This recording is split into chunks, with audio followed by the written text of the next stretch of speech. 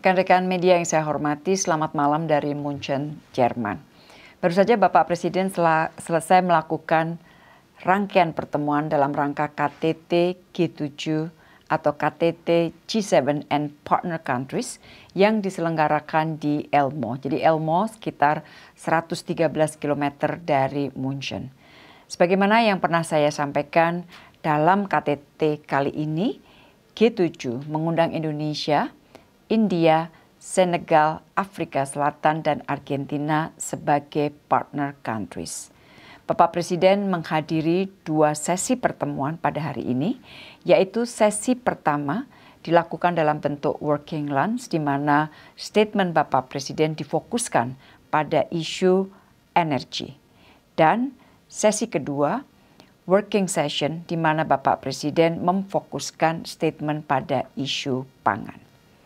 Beberapa hal yang disampaikan Bapak Presiden dalam sesi pertama, yaitu mengenai masalah energi dan perubahan iklim, antara lain Bapak Presiden menyampaikan bagi rakyat Indonesia dan di negara berkembang lainnya, resiko perubahan iklim sangatlah nyata. Komitmen dan upaya Indonesia untuk perubahan iklim dan transisi energi sangat jelas. Indonesia memiliki potensi sebagai kontributor energi bersih juga sangat besar, baik di dalam perut bumi, di darat maupun di laut. Selain itu, Bapak Presiden juga menyampaikan bahwa Indonesia memerlukan investasi besar dan teknologi rendah karbon guna mendukung transisi menuju energi bersih yang cepat dan efektif. Dalam kaitan inilah, investasi yang diperlukan oleh Indonesia adalah antara 25 sampai 30 miliar US dollar untuk transisi energi 8 tahun ke depan.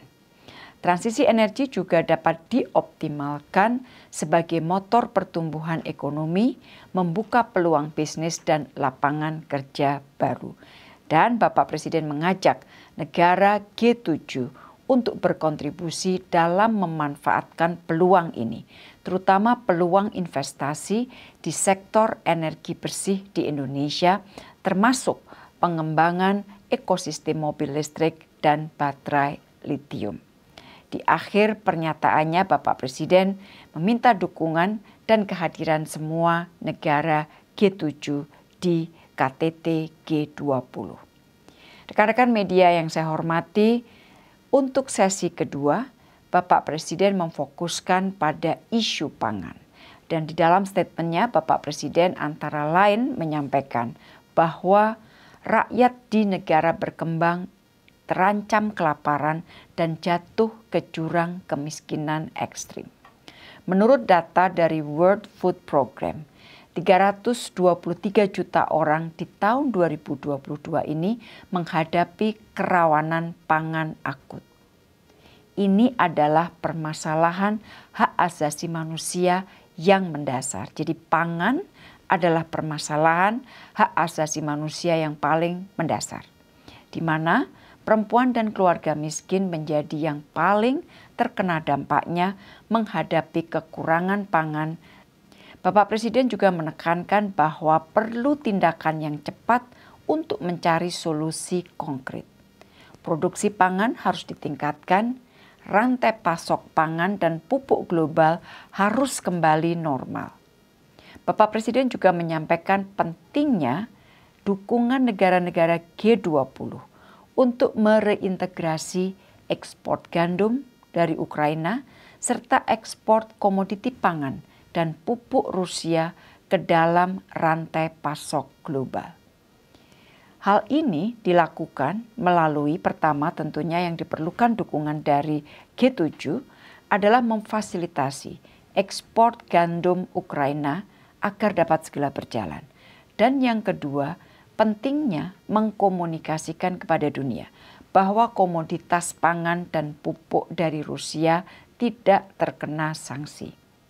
Bapak Presiden menyatakan bahwa komunikasi yang intensif diperlukan agar tidak terjadi keraguan berkepanjangan dari publik internasional. Dan komunikasi yang intensif juga perlu dilakukan kepada pihak-pihak yang terkait seperti bank, asuransi, perkapalan, dan lain-lain.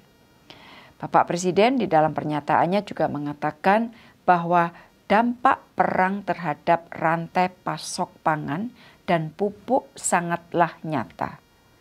Khusus untuk pupuk, jika gagal menanganinya, maka krisis beras yang dapat menyangkut 2 miliar manusia, terutama di negara berkembang, dapat terjadi.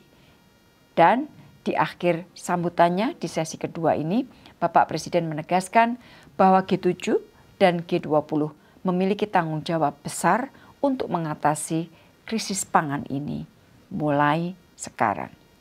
Rekan-rekan media yang saya hormati, selain menghadiri 2 sesi dalam KTT G7 and Partner Countries tersebut, Bapak Presiden juga melakukan sekitar 9 pertemuan bilateral, yaitu dengan PM India, Presiden Prancis, PM Kanada, Kanselir Jerman, PM Inggris, PM Jepang, Presiden Komisi Eropa, Presiden Dewan Eropa, dan Managing Director IMF.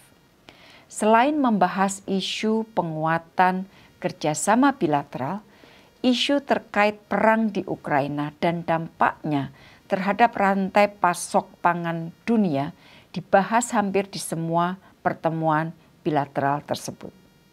Di dalam pertemuan-pertemuan bilateral tersebut, Presiden kembali menekankan bahwa waktu kita tidak panjang untuk menyelesaikan gangguan rantai pasok pangan yang menyebabkan kelangkaan dan kenaikan harga pangan dan pupuk. Dan jika dunia tidak bersatu untuk menyelesaikan masalah tersebut, maka yang paling akan merasakan dampaknya adalah ratusan juta atau bahkan miliaran penduduk negara berkembang. Di sini sangat jelas Presiden membawa suara negara berkembang yang memang sangat terdampak dari terjadinya perang di Ukraina. Kekhawatiran terhadap rantai pasok pangan memang sangat mengemuka di dalam diskusi-diskusi bilateral. Rekan-rekan media yang saya hormati, selain hal tersebut di dalam pertemuan-pertemuan bilateral, Bapak Presiden juga menyampaikan mengenai persiapan KTT G20.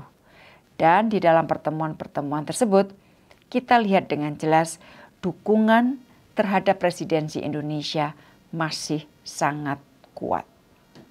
Rekan-rekan, itulah hasil pertemuan Presiden baik di KTT G7 and Partner Countries maupun pertemuan Presiden dengan sejumlah pemimpin dunia yang hadir di dalam KTT ini. Selanjutnya, Presiden akan meneruskan perjalanan ke Ukraina melalui Polandia. Sebagai informasi teman-teman, dalam beberapa hari ini saya juga melakukan komunikasi intensif dengan berbagai pihak dalam rangka kunjungan Bapak Presiden ke Ukraina dan ke Rusia. Tentunya komunikasi juga terus kita lakukan dengan Ukraina dan Rusia sendiri. Dan selain itu, komunikasi-komunikasi lain yang saya lakukan antara lain dengan Presiden Palang Merah Internasional, dengan UN OCHA, dengan Sekjen Antet, dengan Menteri Luar Negeri Turki, dan yang paling terakhir saya lakukan pembicaraan per telepon dengan Sekjen PBB. Rekan-rekan, demikian yang dapat saya sampaikan dari München. Update selanjutnya insya Allah akan diberikan dari Kiev. Terima kasih dan selamat malam.